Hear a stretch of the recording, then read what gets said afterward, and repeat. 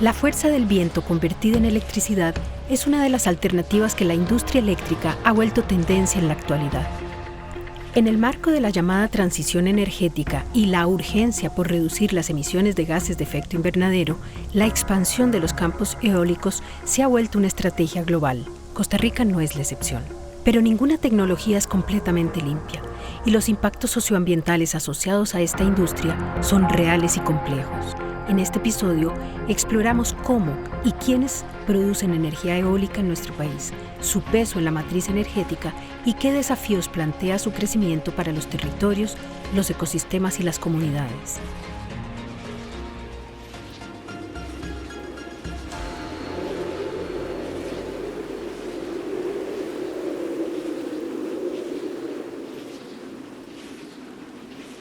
La energía eólica, al final, valga la redundancia, tiene que ver con la energía del sol. Por cierto, la energía del sol calienta el viento, hace que haya un cambio en la densidad del viento y este cambio en la densidad del viento provoca movimiento. Este movimiento del viento, justamente, esta energía cinética, provoca que podamos mover las aspas de los generadores eólicos. Y este movimiento de esos generadores permite entonces, a su vez, producir energía eléctrica que va a cambiar, desde luego, según el momento del día, según la estación y según las condiciones en semanas o meses alrededor del punto que queramos analizar. También depende de la topografía, de la altura, pero Costa Rica también tiene zonas con alto potencial eólico.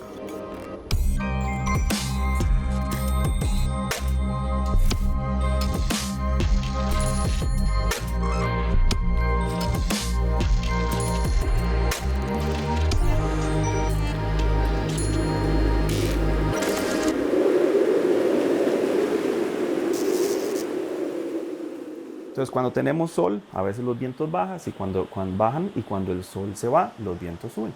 Entonces, estas dos fuentes combinadas nos pueden dar un perfil de producción de energía un poco más constante durante las 24 horas, comparado, por ejemplo, si tuviéramos solo una de ellas, en donde tendríamos tal vez energía durante el día solo en un periodo y no en el otro periodo. Entonces ahí es donde surgen los problemas. Y este es uno de los problemas principales de las energías renovables intermitentes, es el término que se les acuña, ¿verdad? Porque, por ejemplo, la energía hidroeléctrica también es renovable y esta no es intermitente, es constante y la podemos controlar, ¿verdad? La categoría de energías renovables intermitentes es donde se encuentra la solar, la eólica, ¿verdad? Que son energías que, primero que todo, no podemos controlar su producción y además que son variables durante el día.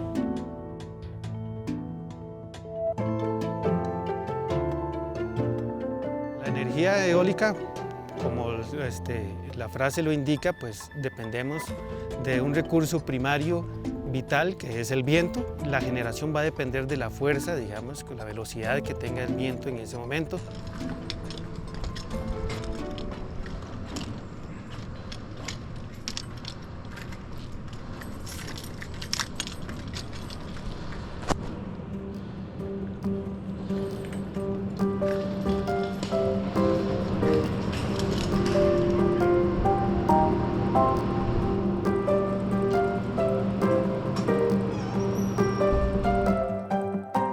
Ahora, las máquinas en la parte superior tienen un dispositivo que se llama una veleta que le permite darle la orientación a la máquina.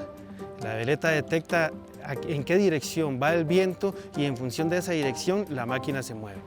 Entonces, el viento ingresa, pasa a través de las aspas, ¿verdad? Se genera todo un movimiento a través de la velocidad del viento. La energía cinética pasa por una etapa de transformación donde está el rotor y la caja de velocidades que convierte la energía cinética en energía mecánica. La energía mecánica es trasladada a un generador que nos convierte la energía mecánica a energía eléctrica. Una vez que la energía eléctrica es generada a un nivel de tensión de 690 voltios, pasa por la base del aerogenerador hacia un transformador de tensión que eleva el nivel de tensión de 690 a 34.500 voltios. La energía es trasladada a través de un sistema colector, que es la red eléctrica que podemos ver acá a nuestro alrededor, red eléctrica aérea, a un nivel de tensión de 34.500 voltios que va hasta una subestación. Esa subestación tiene la posibilidad de llevar la energía a un nivel de tensión igualmente a 34.500 o reducirla a 24.400.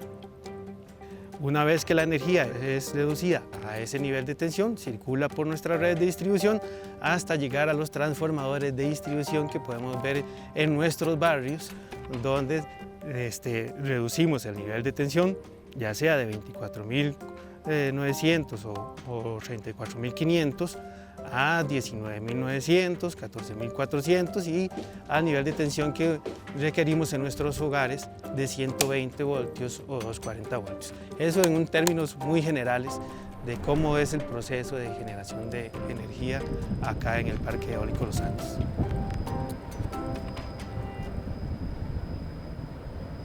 Costa Rica ha tenido un desarrollo muy importante del movimiento cooperativo y también de la gestión municipal. Entonces hemos tenido en algunas regiones que todavía en los años 60, digamos, no había suficiente capacidad para poder llegar a todas las comunidades que había en nuestro país. Hay que recordar que en ese periodo nosotros andábamos un poco para arriba del 60% de cobertura del territorio. Entonces las cooperativas vinieron a cumplir esa función de lograr la electrificación rural, digamos, ahí por eso hay muchas líneas que son de las distribuidoras que llegan a lugares muy lejanos, digamos, tienen incluso algunas líneas de extensiones grandes de más de 30 kilómetros y cosas de este tipo, y entonces ellas tuvieron un rol fundamental en ese campo. Ya después del año 2003 con la ley 8345 de las cooperativas, ellos también incursionaron de una manera más intensa en el tema de generación. Las cooperativas de electrificación rural han tenido un papel muy importante para que lleguemos a estar hoy con un 99.4% de electrificación. Es un índice bastante importante que pocos países en Latinoamérica tienen ese índice de cobertura eléctrica. Y el papel que han tenido las cooperativas de electrificación rural ha sido fundamental para que podamos llegarle a mucho más personas con el servicio de electricidad. Las cooperativas no están dentro de ese porcentaje de generación privada, sino que a ellas las rige una ley especial, donde por ley ellas pueden desarrollar y operar proyectos de generación dentro de su área de cobertura. Copesantos inicia con estudios desde el año 2002 y se vio un gran potencial. ¿Qué ocurrió? Que la capacidad que podíamos instalar ahí era relativamente poca, entonces los proveedores de equipos no nos prestaban mucha atención. Fue hasta el año 2010 que se logró que Gamesa firmara un contrato con Copesantos para poder proveer equipos. Porque era el boom en el año 2008, recordemos, fue la crisis energética, fue el boom de las energías renovables a nivel mundial, entonces estaban topadas todas las fábricas de aerogeneradores, de turbinas, de todo este tipo de equipos. Y fue en ese momento en que ya fue viable técnicamente poder desarrollar el proyecto. Y hoy nos damos cuenta que el cambio climático ha generado impacto importante, porque hemos obtenido años donde la generación ha sido mayor a la estimada en la factibilidad, pero también han existido otros que ha sido mucho menor. Y todo eso es porque el ambiente ya está cobrando sus efectos.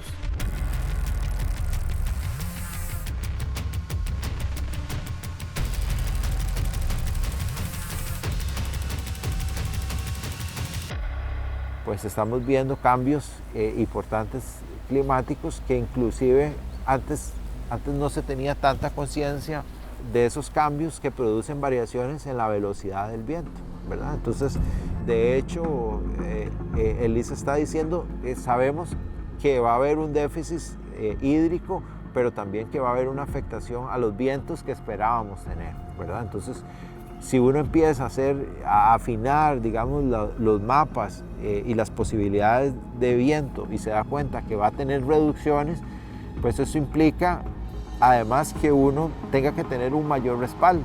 El respaldo siempre nos lo ha brindado el ICE a través de los embalses hidroeléctricos, principalmente el embalse Arenal, que es un embalse plurianual, ¿verdad? Entonces el reto es ese, no solamente pensar en crecer en generación eléctrica renovable, sino cómo se va a brindar el respaldo cuando esa generación renovable, el recurso primario que la genera, no esté presente.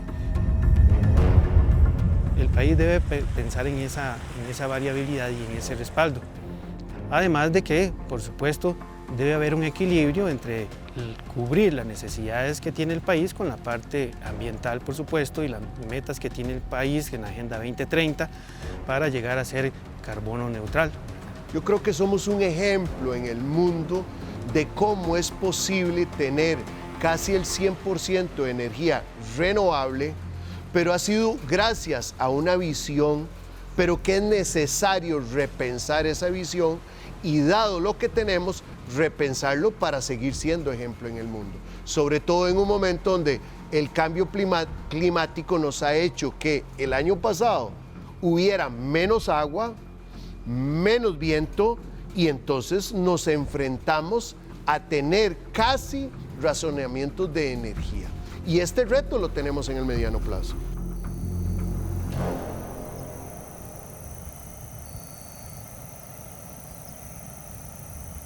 ¿Cuál ha sido, tal vez como la piedra en el zapato? Que la energía eólica, a pesar de que tengamos muchos estudios de cómo se comporta, es una energía que de repente deja de soplar en cuestión de menos de un minuto.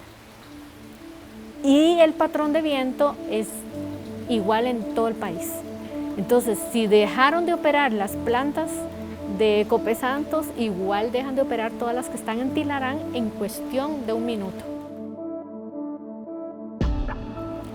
Entonces, siempre se manejó como un factor de seguridad de cuánto más podemos seguir creciendo en eólico, pero cuánto más tengo que crecer en otras fuentes que me sirvan de respaldo cuando el viento me dejó de soplar en cuestión de segundos.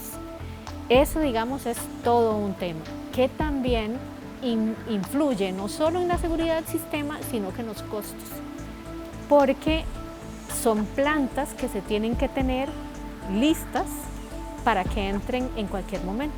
Entonces, eso son inversiones que se tienen ahí y inversiones que implican mantenimiento. Y esa es una de las grandes discusiones también que tenemos con las plantas térmicas, que mucha gente dice que ya deberíamos deshacernos de las plantas térmicas.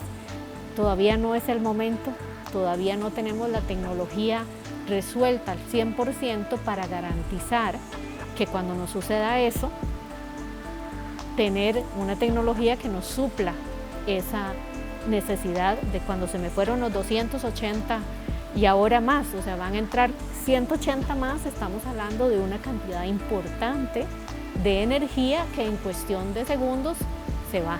Y eso nos pasa incluso en época de verano. Hemos tenido veranos que 3 días no sopla el viento. Entonces van a ser 400 y pico de megawatts que vamos a tener que tener ahí listos para cuando no sopla el viento. Entonces, esa restricción, digamos, ha hecho que se vaya con cautela desarrollando más y más y más plantas eólicas, por un tema de seguridad del sistema y por un tema de asegurarnos que tenemos la cantidad de respaldo en el caso de que se necesite. En Costa Rica, la energía eólica cuenta con una capacidad instalada de más de 400 megavatios. Esto quiere decir que en condiciones ideales, todas las turbinas podrían generar suficiente electricidad para abastecer simultáneamente hasta 120.000 viviendas. Esta capacidad instalada se refiere al máximo potencial de generación, pero la producción real, como hemos visto, varía según factores como la intensidad y constancia del viento. Durante el 2023, por ejemplo, la energía eólica aportó aproximadamente el 12.24% del total de la electricidad generada en el país, según datos de la División de Operación y Control del Sistema Eléctrico del ICE. Y en promedio anual, este tipo de energía puede aportar entre un 9 y un 12% a la matriz eléctrica nacional.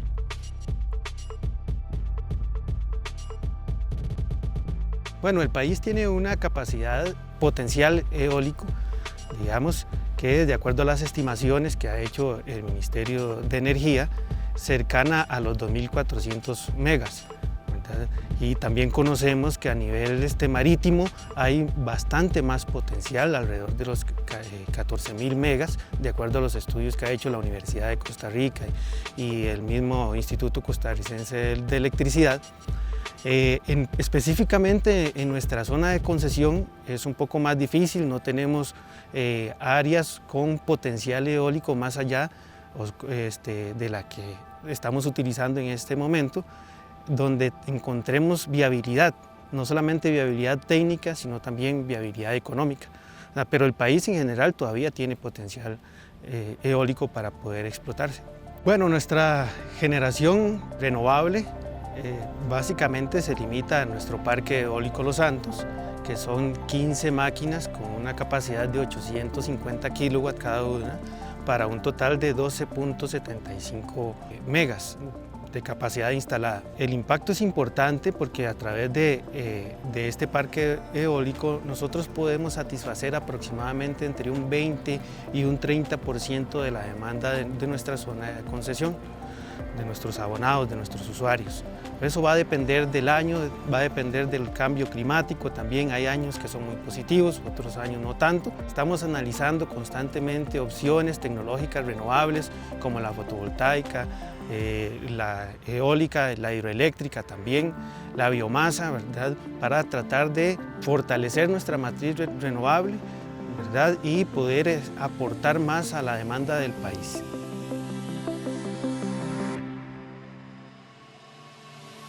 También tenemos generación fotovoltaica de pequeña escala para autoconsumo que está instalada en los edificios de la cooperativa. Aproximadamente ya estamos llegando a 1 mega de capacidad instalada.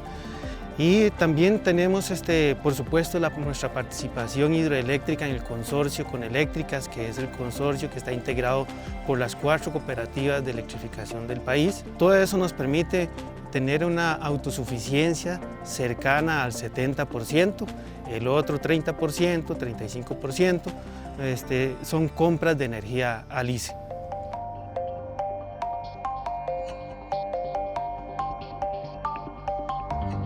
COPE Guanacaste se fundó el 10 de enero de 1965. Durante estos 60 años que tenemos de recorrido, hemos impactado en tener ya el 99.7% de nuestra área de concesión electrificada. Hace cerca de los 16 años, 17 años, iniciamos con el tema de energías renovables.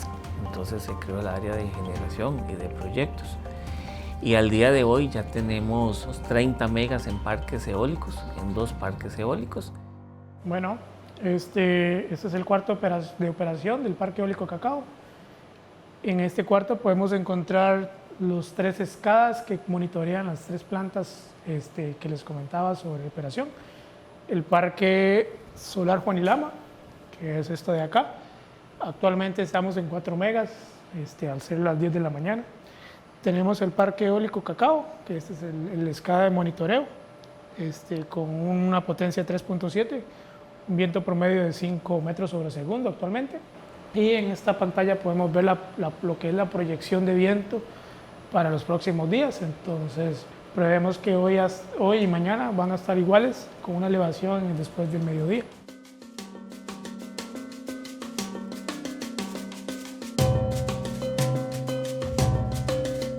La planta eólica Cacao es una finca de 400 hectáreas. 370 hectáreas son de zona de bosque protegido. Tenemos una regencia ambiental que nos vigila, digamos, que todo la parte ambiental, en fauna y flora, digamos, esté controlado con operatividad del parque. Actualmente estamos con una certificación de ISO 14001, que es un tema ambiental, entonces también nos regula ese tema. La idea de la planta es aprovechar el área, pero teniendo la zona que son los 370 hectáreas de bosque protegido. Aquí son fincas aledañas, y se pueden ver, hay fincas aledañas donde en época de verano se generan muchos incendios forestales. Entonces, una de las filosofías del parque es cuidar el bosque interno. Hacemos una protección de lo que es el perímetro de la finca para evitar que esos incendios ingresen a la planta y afecten a la flora y a la fauna, que es abundante en la zona. Aquí se puede encontrar, como les comentaba, venados, se pueden ver zorros, coyotes, algunos pumas, varios tipos de aves, serpientes, tortugas, y digamos es parte de lo que de nuestra misión, como además de generación de energía por el recurso renovable, cuidar nuestro medio ambiente.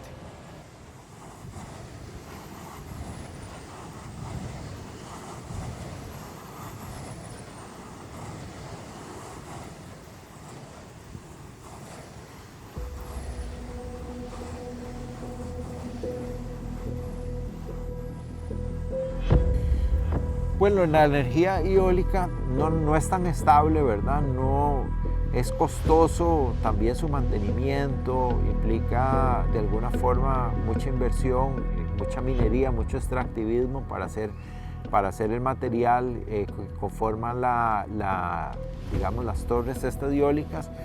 Tiene el beneficio de que aparentemente no pasa nada, digamos, en las inmediaciones. Sin embargo, tiene muchos impactos estos parques eólicos concentrados, ¿verdad?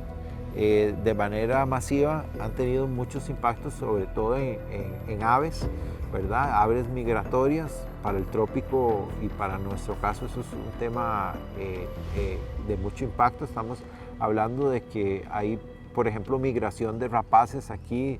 A veces han contabilizado millones de individuos, ¿verdad?, que pasan del norte al sur o del sur al norte, y que si por A por B nosotros extendemos campos gigantescos en las zonas montañosas, pues efectivamente vamos a tener un impacto grande en las aves, pero en general, ¿verdad?, la deforestación que hay que producir para poner estos, ¿verdad?, porque no tiene que haber como competencia, tiene que hacer, ¿verdad?, tiene que entrar la mayor cantidad de viento posible, y eso implica pues sacar la vegetación circundante, ¿verdad? Entonces tiene esos problemas. Y el otro problema que tiene es la estabilidad, ¿verdad? Entonces, finalmente, lo que se quiere evitar es que las tarifas suban, y entonces las tarifas suben porque hay que tener un gran respaldo.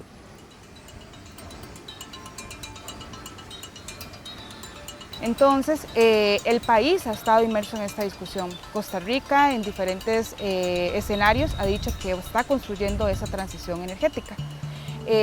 Entonces creemos que exactamente trabajadores, organizaciones sociales, organizaciones de mujeres, incluso organizaciones territoriales donde se podrían implementar, digamos en algún caso, proyectos de energías renovables deberían estar en esta discusión para que se entienda, digamos, todas las implicaciones de cómo sería esta nueva matriz energética más limpia, más verde, como se le quiera llamar, ¿verdad?